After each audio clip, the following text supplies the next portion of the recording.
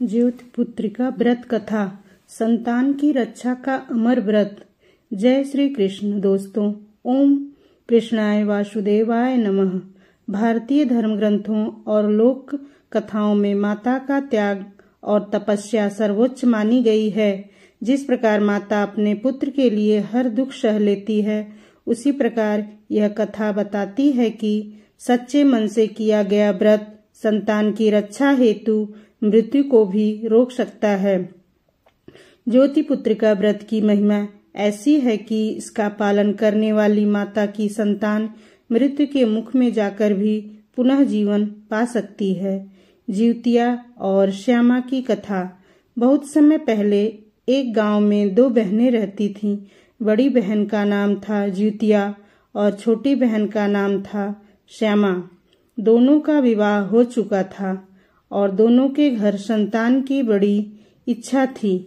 एक बार गांव की स्त्रियों ने बताया कि ज्योतिपुत्रिका माता का व्रत करने से संतान की प्राप्ति होती है और पुत्र की दीर्घायु मिलती है। दोनों बहनों ने मिलकर व्रत करने का संकल्प लिया। ज्योतिया स्वभाव से संयमी और धार्मिक थी।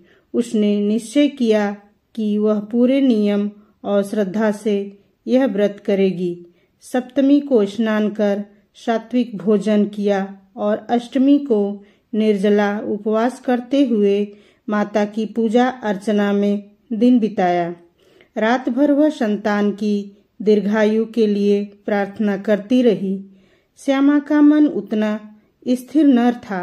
दिन भर उपवास करने पर जब भूख ने उसे सताया तो उसने चोरी छिपे फल खा लिया।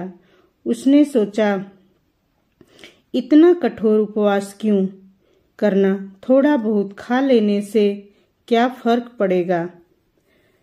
इस प्रकार उसने व्रत का नियम तोड़ दिया। इस तरह समय बीता और दोनों बहनों को पुत्र प्राप्त हुए। ज्योतिया का पुत्र स्वस्थ, बलवान और दीर्घायु हुआ। श्यामा का पुत्र कमजोर और रोगी निकला। कुछ ही समय बाद उसकी मृत्यु हो गई। श्यामा दुखी होकर अपनी बहन के पास गई और बोली, बहन, हमने तो एक ही दिन संकल्प किए थे, फिर तुम्हारे पुत्र का जीवन सुखी और मेरा पुत्र क्यों असमय चला गया। ज्योतिया ने शांत स्वर में उत्तर दिया और कहा, बहन, व्रत केवल नाम का नहीं होता, उसे श्रद्धा और नियम से करना चाहिए। मैंने नियम का पालन किया और तुमने व्रत तोड़ दिया। यही कारण है कि माता की कृपा मेरे पुत्र पर रही और तुम्हारे पुत्र को उसका आशीर्वाद न मिल सका। तभी आकाशवाणी हुई। जो स्त्री ज्योतिपुत्रिका माता का व्रत पूर्ण निष्ठा से करती हैं, उसके पुत्र को मृत्यु भी नहीं छू सकती। श्यामा अपनी गलती समझ गई, परंतु तब तक देर हो चुकी थी। भिलनी और रानी की कथा। एक अन्य प्रसंग में एक राजा की रानी और एक गरीब भिलनी की कथा आती है। रानी और भिलनी का संकल्प।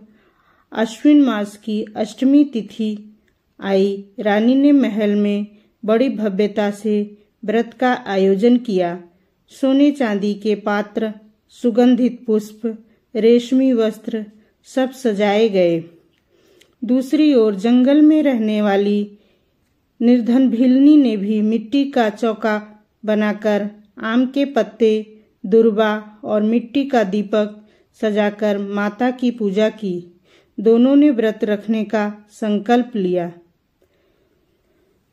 रानी ने प्रारंभ में तो उपवास किया, लेकिन दिन चढ़ने पर भूख प्यास से व्याकुल होकर उसने गुपचुप कुछ फल खा लिया। उसने सोचा कि इतना बड़ा आयोजन किया है, थोड़ी सी भूल से क्या अंतर पड़ेगा। भिलनी ने पूरी निष्ठा से निर्जला उपवास किया।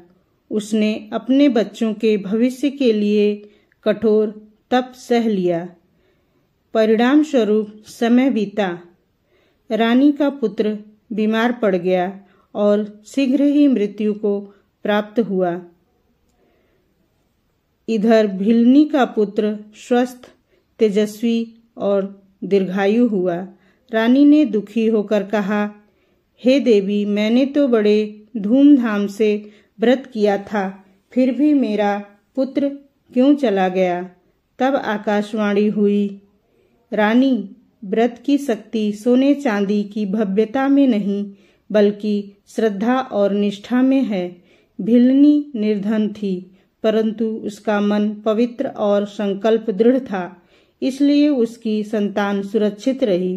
तुमने व्रत का नियम तोड़ दिया, इस कारण तुम्हारी संतान की रक्षा न हो सकी। यह सुनकर रानी को अपनी भूल का एहसास हुआ। उसने समझा कि भक्ति में बाहरी आडंबर नहीं बल्कि मन की शुद्धि और त्याग ही सबसे बड़ा बल है। लोमस ऋषि और रानी की कथा। महिषपुर नामक राज्य में एक राजा राज करता था। उसकी रानी धर्मपरायण और तपस्विनी थी, परंतु संतानहीन होने के कारण सदैव दुखी रहती थी। एक दिन महल में लोमस ऋषि पधारे। रानी ने आदर पूर्वक उनका स्वागत किया और अपनी व्यथा सुनाई। गुरुदेव, मेरे जीवन में सब कुछ है पर संतान नहीं। कृपया मुझे संतान प्राप्ति का कोई उपाय बताइए। ऋषि ने कहा, हे रानी, यदि तुम ज्योति पुत्रिका माता का व्रत पूरे नियम और श्रद्धा से करोगी तो तुम्हें पुत्र प्राप्त होगा और वह पुत्र दीर्घायु भी होगा। यह व्रत माता की अद्भुत शक्ति है जो मृत्यु को भी मात दे देती है। रानी ने संकल्प लिया कि मैं यह व्रत अवश्य करूंगी। सप्तमी को नहाय खाए किया और अष्टमी को निर्जला उपवास रखा। पूरे दिन माता की आराधना की, दीप जलाए और कथा सुनी। नवमी को पारण के समय उसने माता को प्रसाद अर्पित कर व्रत पूर्ण किया। परिणाम स्वरूप कुछ समय बाद रानी को एक तेजस्वी पुत्र की प्राप्ति हुई। वह पुत्र बड़ा होकर धर्मात्मा और पराक्रमी राजा बना। लोग कहने लगे, यह सब ज्योति पुत्रिका माता की कृपा है। कथा का संदेश। इन तीनों प्रसंगों से स्पष्ट होता है कि व्रत केवल औपचारिकता से नहीं बल्कि सच्ची श्रद्धा और निष्ठा से करना चाहिए। ईश्वर के दरबार में धन या गरीबी का भेद नहीं चलता।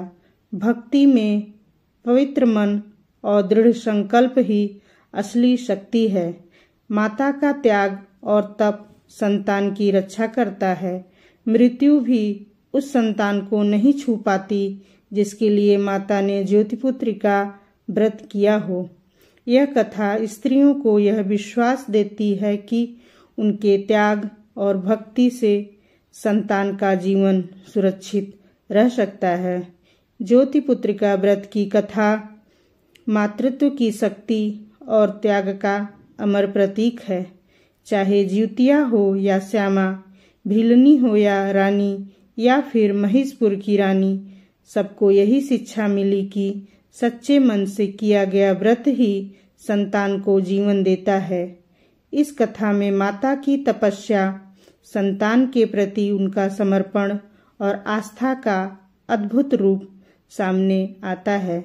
यही कारण है कि आज भी यह व्रत लाखों माताएं श्रद्धा से करती हैं और अपनी संतान की दीर्घायु के लिए ज्योतिपुत्रिका माता से प्रार्थना करती हैं।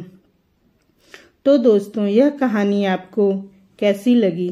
यदि आपको यह कहानी पसंद आई हो तो ऐसी ही कहानी के लिए हमारे चैनल को लाइक, शेयर और सब्सक्राइब अवश्य करें। मिलते हैं ऐसी ही एक और कहानी के साथ। तब तक के लिए धन्यवाद।